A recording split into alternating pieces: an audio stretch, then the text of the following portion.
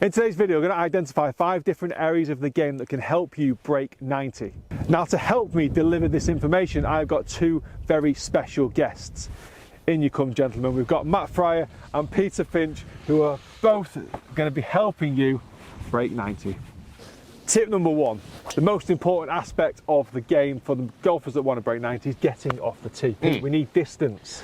Yeah. We've got to make the golf course a little bit shorter. Okay, I think distance and, well, distance and accuracy, of course. Well, obviously accuracy is very important. But I think if we focus on distance today, I mean, the most common issue that I see really with a lot of players is the inability to turn and actually understanding how to make that happen.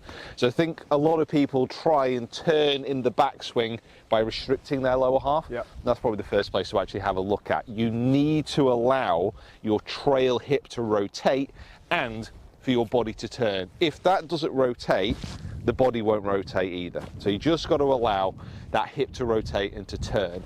If you are struggling, you are a little bit inflexible, which most of us are, especially when it's -6 today. If you allow the lead heel to actually come up as well, that's going to enable you to turn even more. Yeah, I think a lot of players actually try to restrict the hips from rotating in the backswing because they're so focused on trying to get through the golf ball for power on the way through, but we need to create a little bit of rotation, torque, resistance, leverage to create speed. So a really good drill for this is like what Pete's saying, just start to get a feel for balance points and pressure. So as you start making that rotation into the right side as a right-handed golfer, that left heel comes up, the weight will just shift a little bit more into your right side, which is a good thing. We don't want to be stacking across into the left side. Again, players that stack into that left side will often then be restricted in rotation. So feeling and understanding how the rotation works with weight shift is key.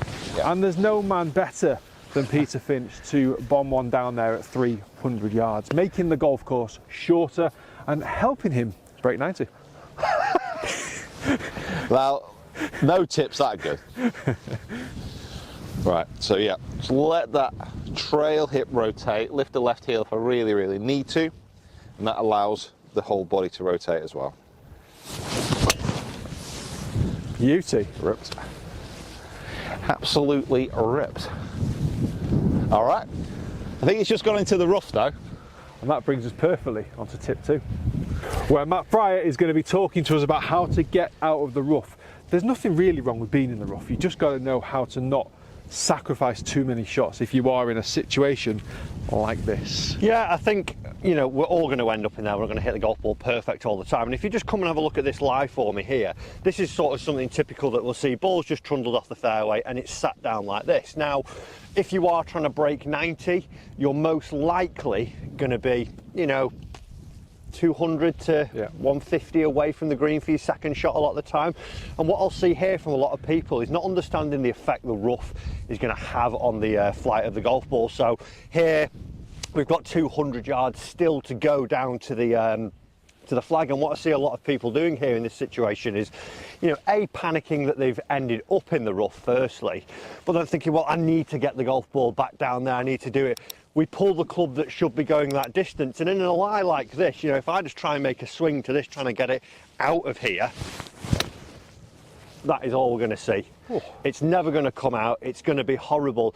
So I think we need to understand a little bit more that, yes, we've hit it in the rough and it's not always going to be the best shot in the world, but if we do find ourselves in those bad lies, what we now need to do is make sure that we don't compound the error. You know, I've just hit that shot there, I've moved it 10 yards, I'm going to be faced with the same shot again. If I do that again, you know, it's 7 shots by the time I get down to the green, is where taking a little bit more loft here, I've gone from 9 iron, which is, you know, let's call it a 120 yard club for if we're trying to break 90 yards.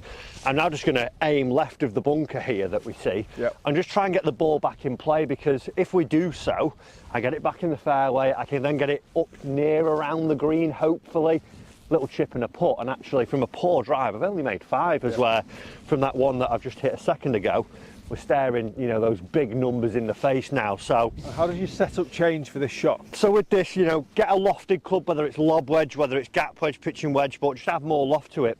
I'm going to move the ball back in my stance ever so slightly, and I'm going to get my weight going forwards a little bit more. And also what I'm going to do is add a little bit more hinging, create a little bit more leverage in the backswing, and try and almost feel that I'm hitting down on it to pop it up out of the rough as we go through. So increasing angle of attack to try and almost take this bit of grass out of play. Yeah, exactly. I don't want to get my club stuck in behind and get it snaggy. I want it to be coming down quite steep and almost just chopping that golf ball back into play for me here. So ball back slightly, weight towards the target, add that little bit of hinge with the lofted club, and we pop it out of the rough nicely, and we're back in play, and I can go and build a score from there now.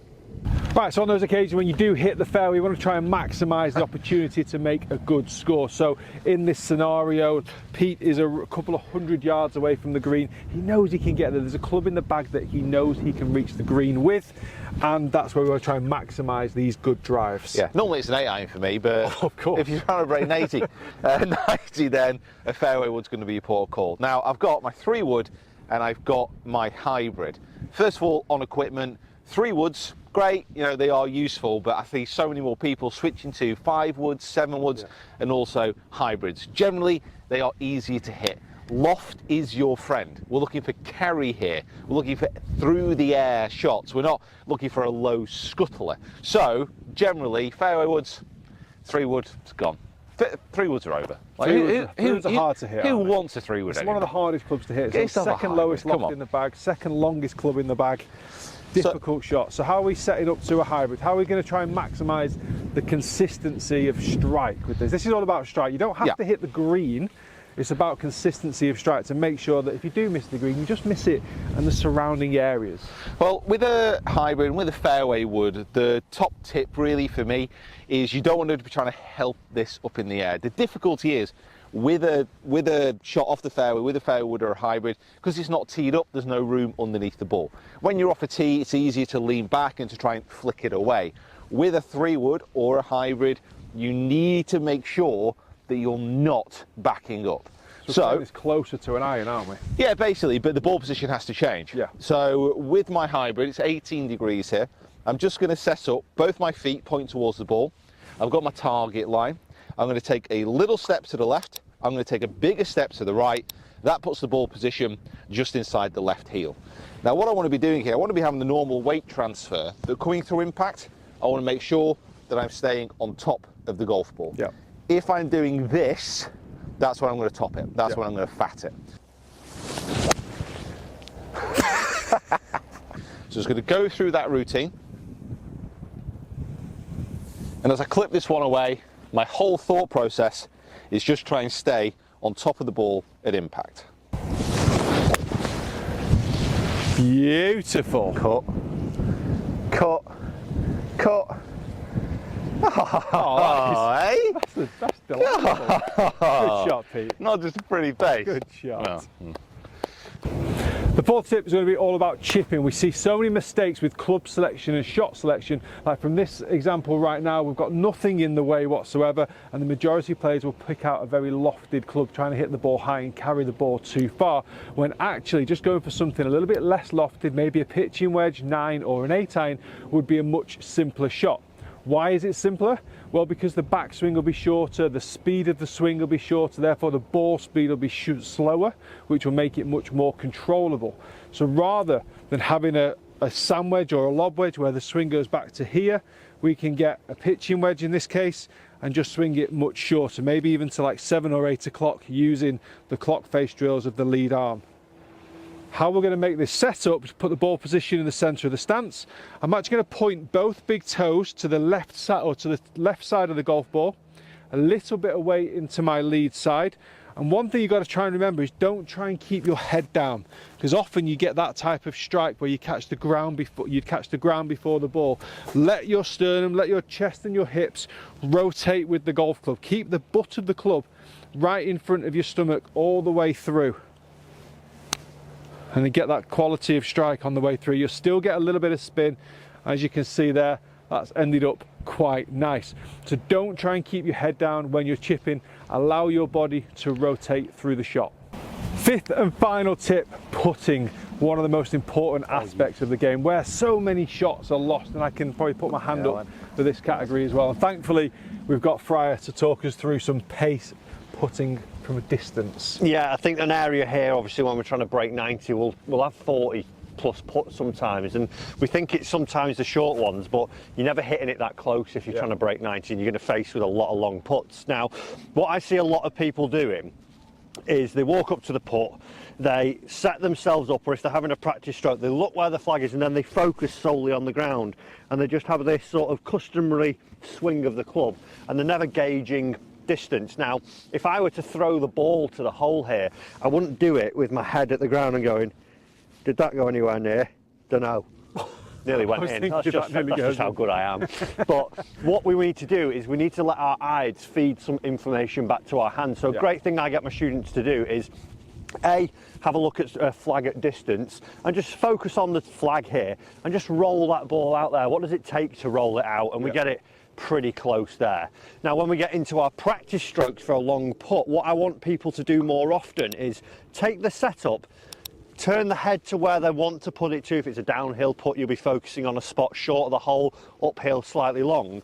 But once we're in, turn the head and just keep your eyes on that spot, then have the practice swings. Because what's happening here now is I'm looking at the distance, I'm feeding that back through my eyes down into my hands, and it's giving me the feel of how I should be swinging the putter. So then when I get in, I can take my setup, draw my eyes to that spot again, one last look, and then have a roll, and we get it in a pretty good spot, and we'll stop seeing those 3 putts happen so much because we're not racing it 10 foot by or leaving it 10 foot short. So don't just get over it and lock your eyes on the ground.